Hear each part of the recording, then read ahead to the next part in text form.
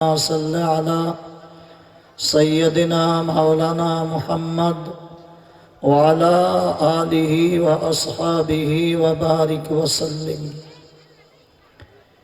উপস্থিত শ্রদ্ধাভাজন স্নেহভাজন ওলামা ইকরাম, মুফতিয়ান আজম, হুফাজ ইকরাম,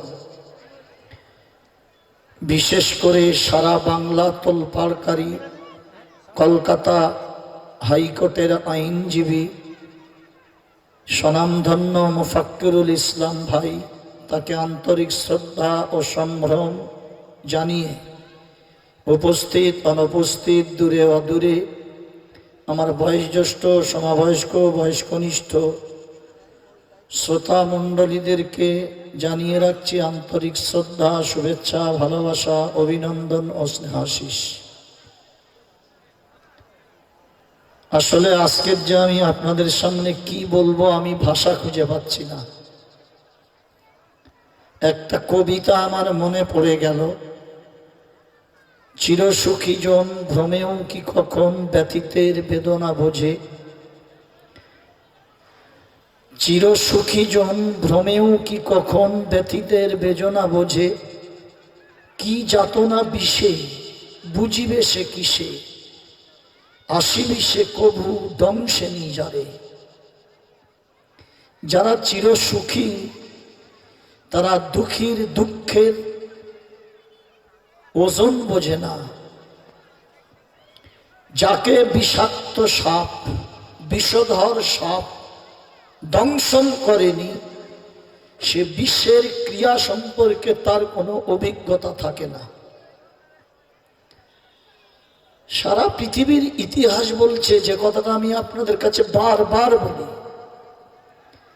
সারা পৃথিবীতে মুসলমান 1000 বছর রাজত্ব করেছে। ধ্বংসের মূল কারণ হলো ব্যক্তি স্বার্থ। একটা হলো ব্যক্তি স্বার্থ, একটা হলো জাতীয় স্বার্থ। ব্যক্তি স্বার্থ মানে আমার স্বার্থ কিভাবে সিদ্ধি হবে, জাতি মরবে কি বাঁচবে, জাতির উপরে কি আসবে না আসবে এ সম্পর্কে কোনো ধ্যান ধারণা চিন্তা ভাবনা আমাদের নেই। আমরা ব্যক্তি স্বার্থ সিদ্ধি করার জন্য হাইকোর্টের একজন বিচারপতিকে, একজন অ্যাডভোকেটকে, আইনজীবীকে হন্যে হয়ে ঘুরি। 5000 10,000 টাকা দিয়েও একজন যোগ্য আইনজীবী আমরা পাই না। যারা ব্যক্তি স্বার্থ চরিতার্থ করে চলেছে, আইনজীবী পশ্চিমবাংলায় অনেকেই আছে। তারা শুধু তাদের সংসার বোঝে, গাড়ি বোঝে, বাড়ি বোঝে। জাতি সম্পর্কে তাদের অত কোনো মাথা ব্যথা নেই, কোনো চিন্তা নেই। এরা হলো ব্যক্তি স্বার্থ চরিতার্থকারী। আজকের যিনি এসছেন, ইনি জাতীয় স্বার্থে সারা বাংলায় মানব জাতির কল্যাণ কিসে এ নিয়ে জাতীয় স্তরে চিন্তা করেন। তিনি আজকের এই প্রত্যন্ত একটা গ্রাম অঞ্চলে এসেছে, তাকে যেন অপমান করা হচ্ছে আর কি। আমরা আগে শুনতাম নূতন ঘর বাঁধে যারা মিলাদ তারা দেয়, নূতন ঘর বাঁধে যারা মিলাদ তারা দেয়, নিজে না শুনে শুধু অপরকে শোনায়। আমার জানা নেই ঠিক যে মসজিদ মহল্লার জলসা আজকের হচ্ছে, তারা এখানে কতজন আছে। এ হুজুকে কারবার আর কি, একটা আইনজীবী আমরা শুনি আর না শুনি সবাইকে শুনিয়ে দেব। পশ্চিমবাংলার বাঘা বাঘা বক্তা এখানে। আমি তো একজন ক্ষুদ্র মানুষ, ছোট মানুষ, ওদের সঙ্গে আমার কোনো মেশাল চলে না। চালের ভিতরে কাঁকড় থাকলে কাঁকড়ের কোনো নাম হয় না। আমি সেরকম চালের ভিতরে একটা কাঁকড়, চালের দামে যদি বিক্রি হতে পারি তার জন্য হন্য হয়ে ঘুরছি। ছোট্ট একটা মসজিদের জলসা, সেটাকে কেন্দ্র করে এই মুসলমান বিশ্বাসঘাতকরা এত দোকান দিয়েছে। ব্যক্তি স্বার্থ চরিতার্থ করতে গিয়ে জাতির স্বার্থটা যারা সর্বনাশ করে, যারা জাতির দুশ্মন, দেশের দুশ্মন, মানুষের দুশ্মন। ছেলে খেলামি দেখেছে ইসলামকে নিয়ে। আজকে রাত 9টা 9:30 বাজতে যাবে, লোক নেই। এই মহল্লার লোকেরা গেল কোথায়? কোথায় ঘুমাচ্ছে তারা?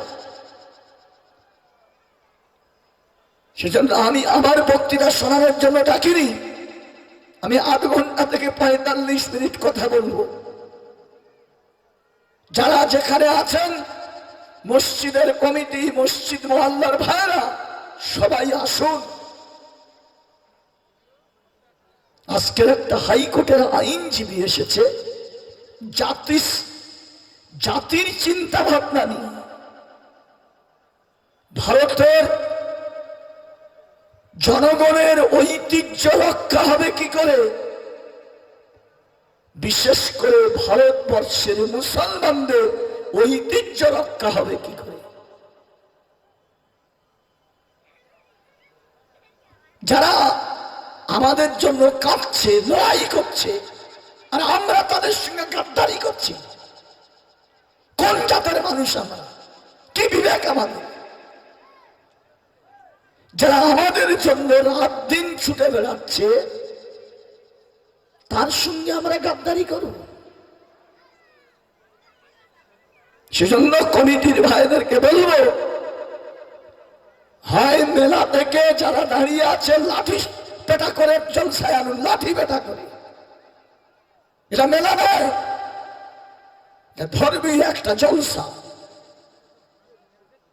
আর রাস্তাঘাটে যে সমস্ত যুবক ভাইরা ঘুরছেন, তারাও মাজমায় এসে বসুন। ছবি তুলে হাইলাইট হয়ে গেলে হবে না যে আইনজীবীর সঙ্গে আমরা ছবি তুলেছি, দেখো কিনা হনু।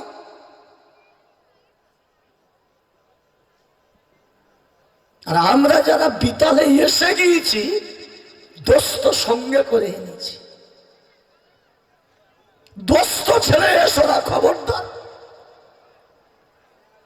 আমাদের দোস্তকে, হ্যাঁ, শয়তান আমাদের দোস্ত।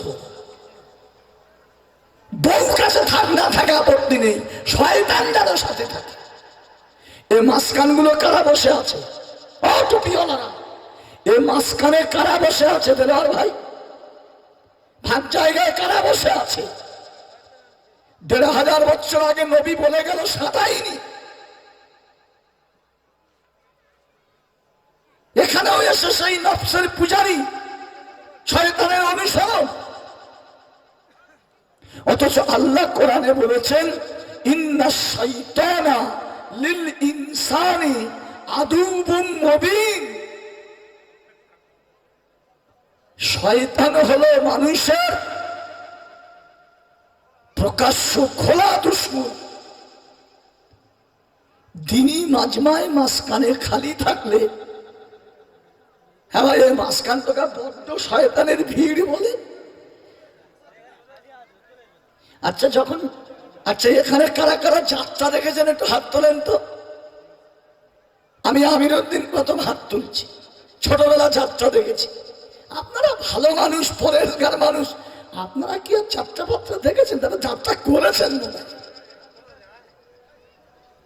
আচ্ছা, যাত্রা দেখতে গেলে কাউকে বলতে হয় আগে যাও? কেউ আপনাকে আগে দিয়ে এসে পিছনে আসে? উল্টো বুঝিল রাম, ও ঠেলে ঠুলে গিয়ে সামনে বসবে যাত্রা দেখার জন্য। আর দিনই মাজমায় ডেকেও পাওয়া যায় না, নবীর দোহাই দিলেও পুছ করেন। এই জাতির ভবিষ্যৎ খুব ভালো নয়। আমাদের যা ক্যালকুলেশন, নবী আকরাম সাল্লাল্লাহু যে কথাগুলো বলে গেছেন, আল্লাহ পাক কোরআন পাকে যত কথা বলেছেন ধ্বংসের কথা, সেই পথের পথিক আমরা,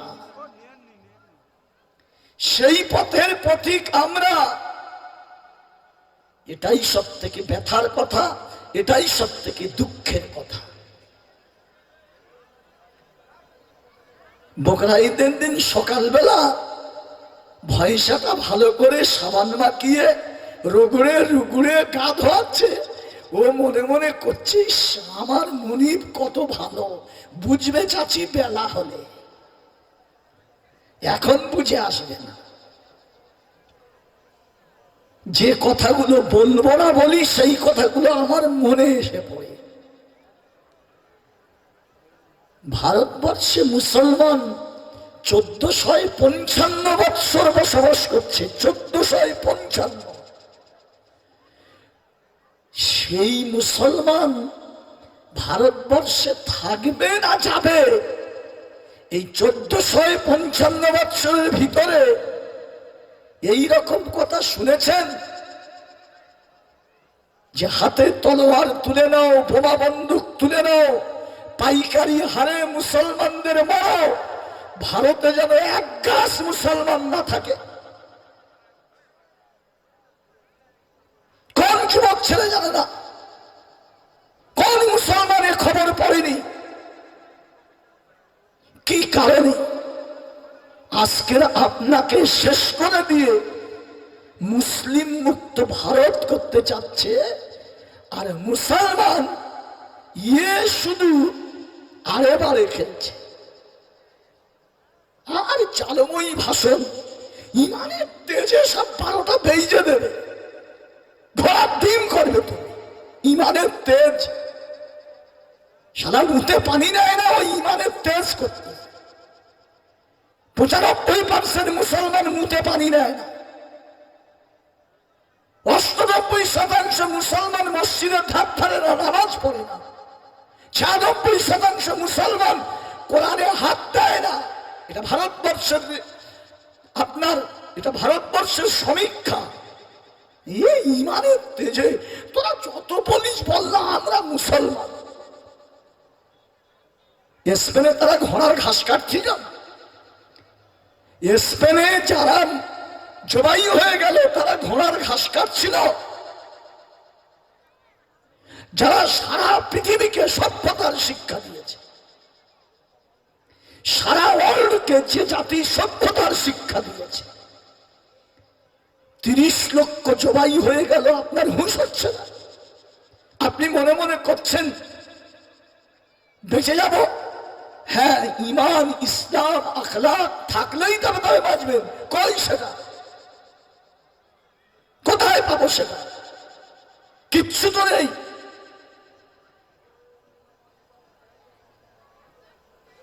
সেজন্য আমি নিজেকে ধরে রাখতে পারছি না। একটা ধর্মীয় জলসা, আমি তো রাত্রে চলাফেরা করি, আপনারা জানেন। রাত 12:30টার সময় দেখি দুজন ছেলে, প্রায় দেখি এই রাস্তাতে তো যাই,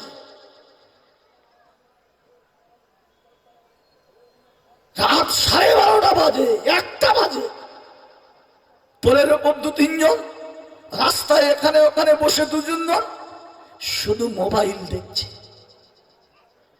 আল্লাহ জানে কি মজা পায়, হয়তো মজা পায়।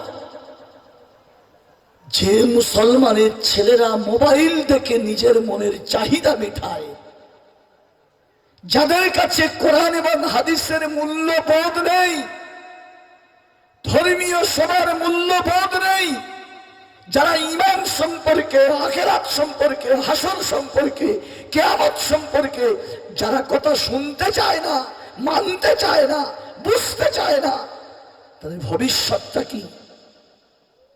খেলনা? ইসলাম কোন খেলনা?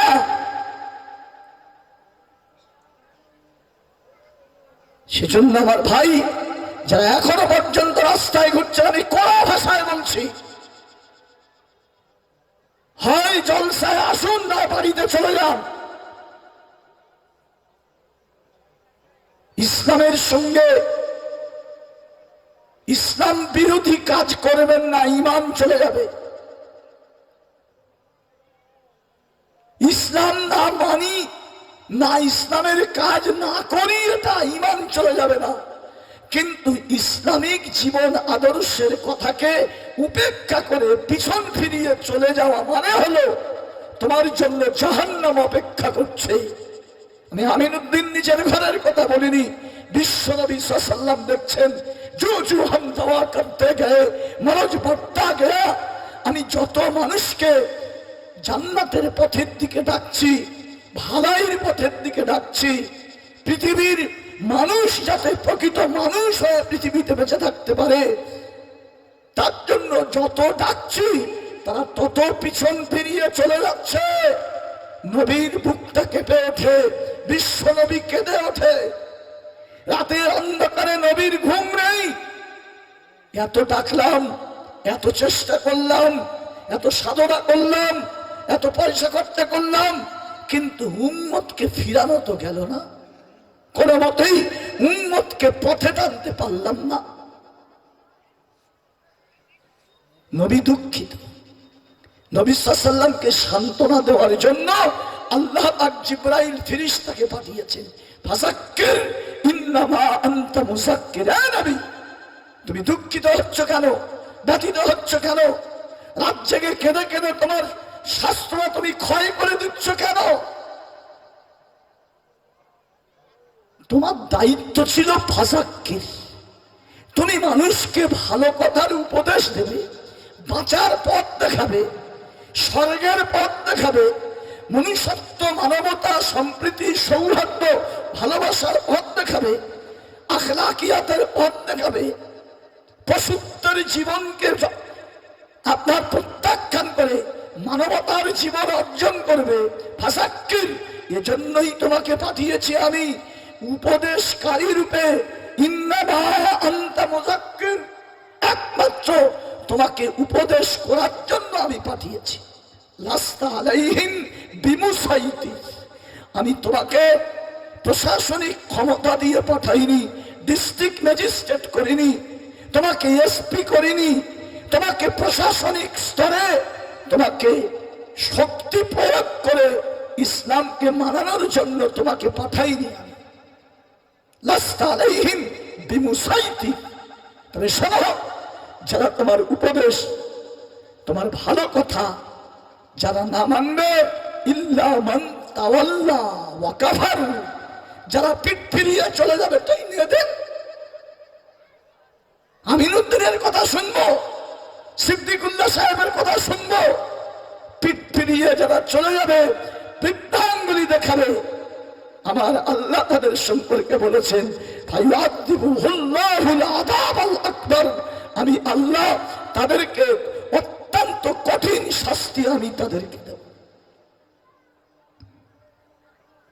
পিঠ ফিরিয়ে চলে যাবে, যা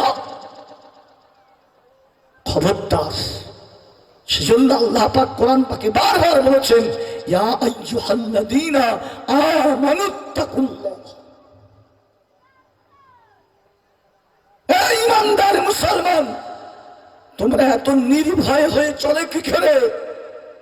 তোমাদের সামনে আখিরাত আছে, মৃত্যুর পরের জিন্দেগি আছে, তোমাদের স্বর্গ আছে, নরক আছে, তোমাদের জান্নাত আছে, জাহান্নাম আছে। जैसी करनी वैसी भरनी, ना माने तो करके दे, जैसी करनी वैसी भरनी, ना माने तो करके दे। खुदा की कसम, जन्नत भी है, जहन्नम भी है, ना माने तो मर के देख। हाजिही जहन्नमुल्लती युकद्दिबु बिहाल मुजरिमुन। পাপীর সামনের দুটো পাকে সামনের চুলের সঙ্গে বেঁধে তাকে নাড়ু করে ফেলবে, নাড়ু নাড়ু করে ফেলে জাহান্নামের কাছে তাকে নিয়ে যাওয়া হবে। আর জাহান্নামের কাছে নিয়ে গিয়ে জাহান্নামে ফেলে দেওয়ার জন্য আল্লাহ বলবে হাজিহি জাহান্নাম, এই সেই জাহান্নাম যে জাহান্নামটাকে তুমি বৃদ্ধাঙ্গুলি দেখিয়েছিলে, নিজের চোখে দেখে নাও জাহান্নাম কাকে বলে। কোরআনের কথা বিশ্বাস হয় না, হাদিসের কথা বিশ্বাস হয় না, সব হওয়াই উড়িয়ে দেব। যত নাফরমানি করবে খোদার গজব নামবে, খোদার গজব। বাঁচার কোনো রাস্তা নেই, একটাই রাস্তা ছাড়া বিকল্প কোনো রাস্তা খুঁজে পাবেন না। কথা বলবার মতো অবকাশ নেই।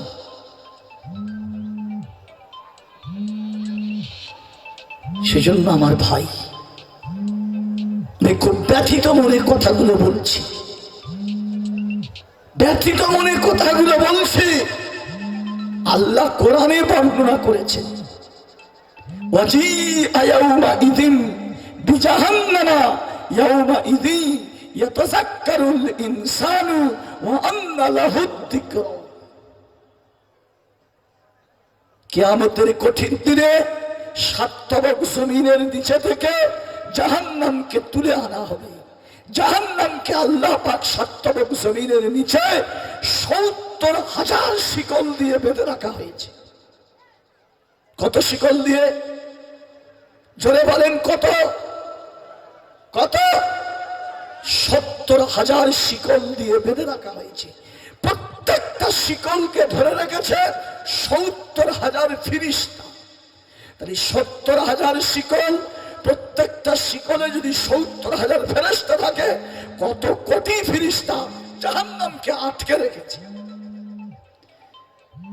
সেই ফেরেশতা ওই শিকল সমেত হাসরের ময়দানে তাদেরকে হাজির করা হবে। আল্লাহ বলছেন ওয়াজিআ ইয়াউমাইযিন বিজাহান্নামা ইয়াউমাইযিন ইয়াতাযাক্কারুল ইনসান।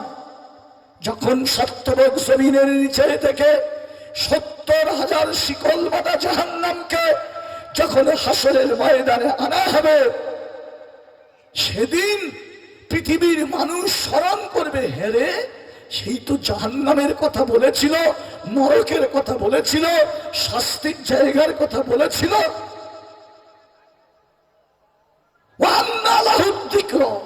আল্লাহ বলছে এখন আর মনে করে কি হবে, শেষ তো। ধনঞ্জয় ফাঁসির মঞ্চে দাঁড়িয়ে কেঁদেছিল, এখন কেঁদে আর উপায় আছে? ক্ষণেকের সুখ শান্তি ভোগ করার জন্য হেতাল পারেককে তুমি ধর্ষণ করেছ। ১৫ মিনিট সুখের জন্য একজন মহিলার ইজ্জত তুমি লুণ্ঠন করেছ। তোমার যে আজকে ফাঁসির দড়িতে ঝুলতে হবে, এই কথাটা তোমার বলা হয়েছিল, এত বড় অপরাধ করো না। ধর্ম তোমাকে বলেছিল পরনারীকে এইভাবে ধর্ষণ করে না, ধর্ষণ করার পরে তাকে হত্যা করো না। হেতাল পারেককে ধর্ষণ করলো, হত্যা করলো। ভবিষ্যৎ কি হবে জানো? তুমি ইমানকে জবাই করেছো, নবীর চরিত্রকে জবাই করেছো, কোরআনের নির্দেশকে জবাই করেছো। ভবিষ্যৎ জানো কি হবে?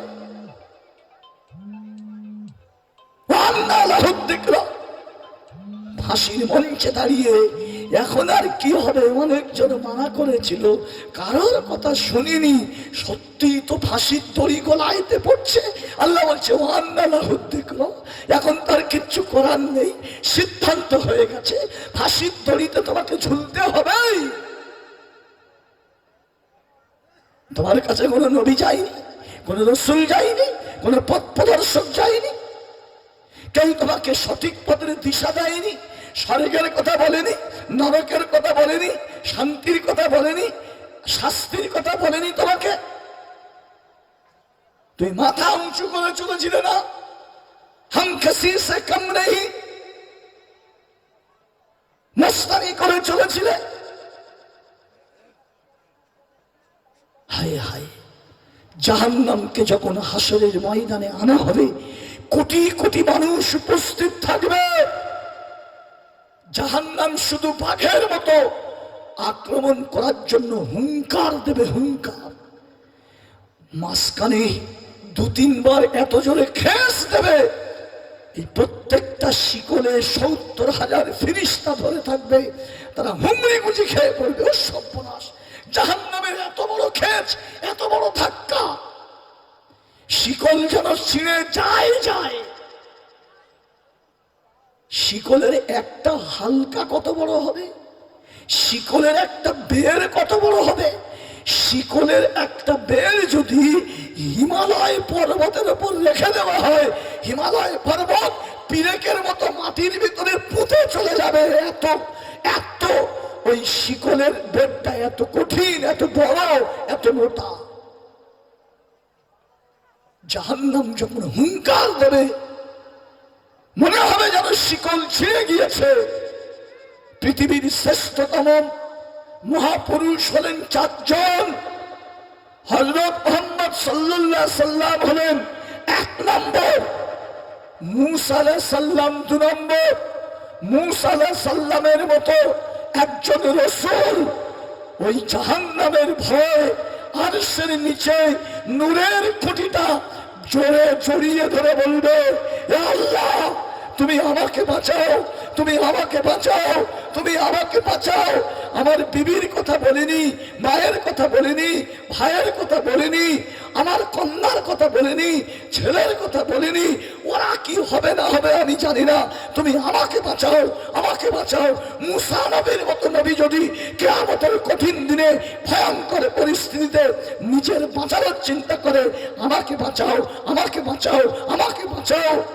আল্লাহ রাব্বুল আলামিনের ডান সাইডে জিবরাইল ফেরেশতা ওই জাহান্নামের হুঙ্কার দেখে আছাড় খেয়ে নিচে পড়ে যাবে। পড়ে গিয়ে আল্লাহকে বলবে, রব্বি সাল্লিম, রব্বি সাল্লিম, রব্বি সাল্লিম। ইয়া আল্লাহ তুমি আমাকে বাঁচাও, ইয়া আল্লাহ তুমি আমাকে বাঁচাও। সেই কিয়ামতের কঠিন দিনের সম্মুখীন আমাকে, আপনাকে, বক্তা শ্রোতা, মুফতি, মাওলানা, হাফেজ, কারি, হাজী সাহেব, গাজী সাহেব, সবাইকে এই পরিস্থিতির সম্মুখীন হতে হবে। আমি কোরআন থেকে আপনাদেরকে বলেছি, হাদিস থেকে আপনাদেরকে বলেছি, খেলতে আসিনি এখানে। জ্ঞানের চোখ খুলবে কবে, মুস্তানি ছাড়বে কবে? সেই জন্য আমার ভাই, আসল নিজের জিন্দেগিটা শুধরিয়ে নিন, শুধরিয়ে। আজকের একটা মসজিদের উন্নতি কল্পের জলসা 10টা বাজতে যায়, মাজমাটা ভরাতে পারলাম না। আমি তো নজর দৌড়ে দেখছি, ফুলবাগিচার লোক, চালতাবাড়িয়ার লোক, এখানকার লোক, ওখানকার লোক, আর এরা শালা শালি নিয়ে মেতে আছে ঘরে। শালা শালি শাশুড়ি এই নিয়ে মেতে আছো। মহল্লার সবাইকে বসা উচিত ছিল। সেজন্য আমি বেশিক্ষণ কথা আপনাদের কাছে বলবো না। জ্ঞানের চোখ খুলুন। বেঁকা আঙুলে যদি ঘি না ওঠে আর করার কিছু নেই, সোজা আঙুলে আর মুসলমানদের ঘি উঠবে না। একটু আল্লাহকে ভয় করুন। আফগানিস্তানের কথা আমি আপনাদের কাছে বলেছি। আফগানিস্তানের পাশে একটা ছোট্ট জঙ্গল আছে। ওই জঙ্গলের চতুর্দিকে আফগানিস্তানওয়ালারা ফুটি তরমুজ চাষ করে। যখন ফুটি তরমুজগুলো বেশ পুরুষ্টে হয়ে যায়, জঙ্গল থেকে শুয়োরের দল এসে সেই বাগানের ফলগুলো তছনছ করে দেয়।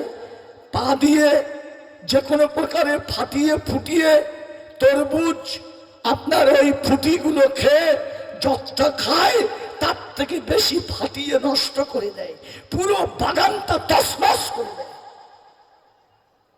হাজার চেষ্টা করেও ওই শুয়োরদেরকে এই ক্ষতির হাত থেকে বাঁচানো যাচ্ছে না, কোনো মতেই বাঁচানো যাচ্ছে না। মুসলমান আমরা আজকের সেই চরিত্রের চরিত্রবান। তুমি মুসলমান, ইসলামের বাগান তোমার দ্বারাই তছনছ হয়ে যাচ্ছে। কোরআনের শান্তিবাণী তোমার জন্য তসনস হয়ে যাচ্ছে, নবীর চরিত্রের শান্তির বার্তা তোমার জন্য তসনস হয়ে যাচ্ছে।